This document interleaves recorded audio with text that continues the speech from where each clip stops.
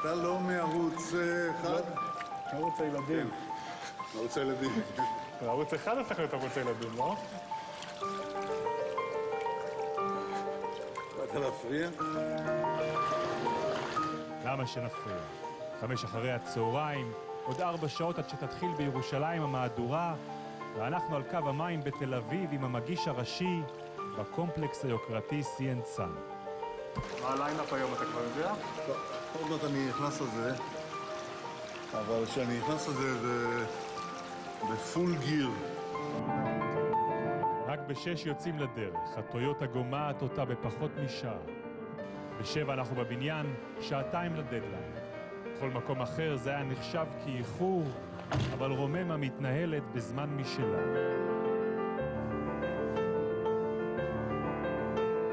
כשנגיע לכאן נבין שהקדמנו. שום דבר לא היה קורה אם היינו מתעכבים גם עוד שעה.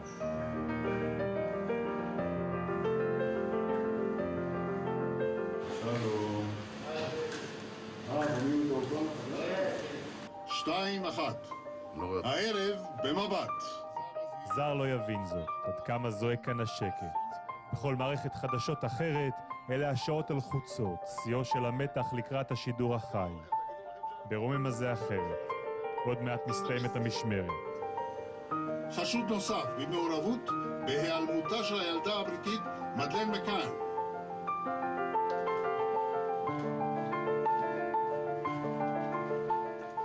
בסוף החודש יגיש את המהדורה האחרונה, אבל במסדרונות הארוכים של הבניין לא תרשם פרידה עצובה. במידה רבה נפרד מהם כבר מזמן. אני אשקר לך אם אני אומר שזה צעד קל. אבל הגיע הזמן. פשוט הגיע הזמן. די. בינתיים הוא עוד פה, אבל נשמתו נמצאת רחוק מכאן בחדר העריכה. ואני לא עוזב את המקום הזה בשום פנים ואופן. אני נשאר כאן, לצערי עד סוף ימי חיי אני אהיה פה. במושב בשרון, בנוף פסטורלי, הוא עורך את הסדרה החדשה שלו על ערביי ישראל. ארוך. נהנה מכל רגע. בתקופה אפשר לא רוצה להתעסק במה שהוא מותיר מאחוריו. אני עשיתי כלל לא להיכנס לשאלת היורש. יצאו להם 2, M&M, מילר את מגן, כן? מגל, סליחה, ינון מגל. שמע, עידן חדש.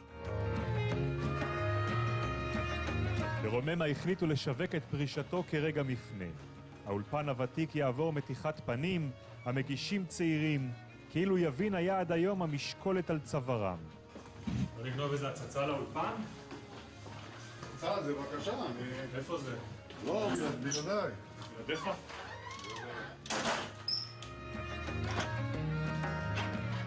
לאולפן הוא לא נכנס, מגיע בזמן, עובר על הטקסטים, ובשעה שנותרה עד לשידור הוא מביט על בני המחזור שלו שחוגגים על מסקים אחרים.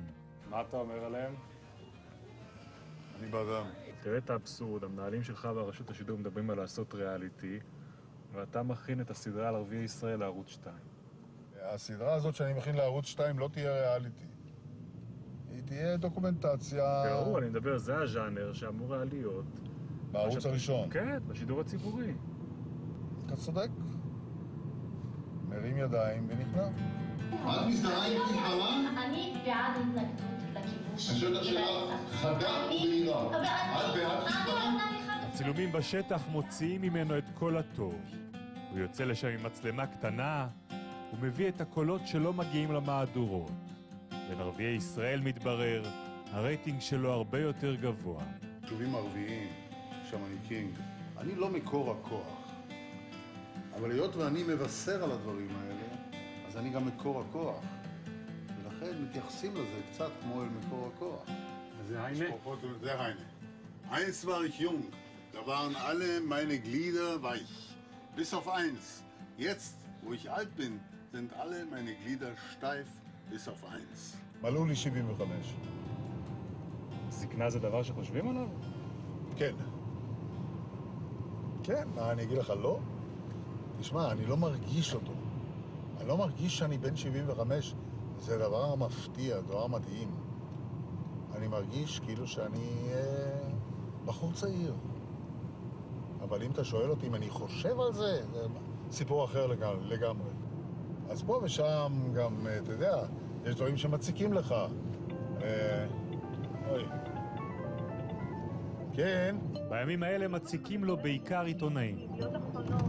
לא, אני כרגע עסוק, אני לא יכול לענות על שאלות. הרב מילר תראיין אותי לסוף שבוע של מעריב. כרגע אני לא, כרגע אני יוצא לחופשה. תזוזה של לוח טקטוני כמוהו יוצרת רעשי משנה בעולם התקשורת. שמעת? ואני אני מחפש את דרכי. המהדורה שתשדר הערב, ומה תהיה שונה מהמהדורות של 2 ו-10? היא תהיה קצת יותר כבדה, היא תהיה קצת יותר איטית. לא הכל צריך להיות חפיף ונדיף ומהיר ובדרני. התספורת של נינט, גוואלד. אז יש דיון בוועדת הכספים שהוא לא סקסי, הוא לא ריטינגי, אבל זה חדשות. החדשות לא צריכות לבדר אותך. למה? כי חיים ומתים מזה. אבל הטיעון הזה משכנע ככל שהוא נשמע באוטו, מתנפץ גם במבט כשצריך להחליט על הלילה. המהדורה שתשודר מכאן הערב, כמו אלה המתחרות, תתחיל בעזה ותסתיים במיליארדר שרכש קבוצת כדורגל. תופעת הבכורה של המיליארדר החדש. בידי עבודה.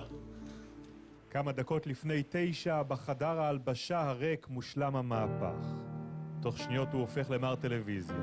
סוף החודש. התחלת החודש הבא. ביי ביי. מכאן עוד צעידה לאולפן, שבפתחו מתחמם חתול השמירה של הדמוקרטיה. חילופי משמרת עם גאולה אבן, בלי לומר מילה. אני יושב פה. הכל בסדר. במוניטור מולו מוקרן הפרומו שהפיקו בערוץ לקראת המהפך. אתה לא ראית הפרומו הזה? סוף הסיפור. ואני אומר להם, חבר'ה, אין לכם מושג איזה פיגורה זה חיים. מי אתם בכלל שתיכנסו לנעליים של חיים? מעין הפוך על הפוך. אם נצחק על עצמנו, אי אפשר יהיה לצחוק עלינו חזרה. נכנסתי בטעות לנעליים של חיים. רק שבסופו של יום הבדיחה על חשבונם. שלום לכם, עזה. הפרידה מהמסך תהיה בוודאי קשה, אבל מהתפקיד של מגיש המהדורה הוא נפרד דווקא בהקלה. האם הדברים הרציניים ביותר שפותחים בהם את המהדורות, הסכסוך הישראלי-ערבי, הפצצה האיראנית, אתה יכול לשדר על זה חדשות, שוב חדשות, שוב חדשות. איכשהו זה לא תופס, ובסוף המגיש אומר לך, זה מצב הדברים, ערב טוב לכם, והוא מחייך חיוך רחב, והכל בסדר פתאום. הדבר של אליסבתי וגילי שם. אבל במהדורה שבה אנחנו נוכחים לא הכל הולך חלק. טעינו, טעות. הרצנו את גרטל בטעות. בחדר הבקרה מחליפים בטעות 2 כתבות.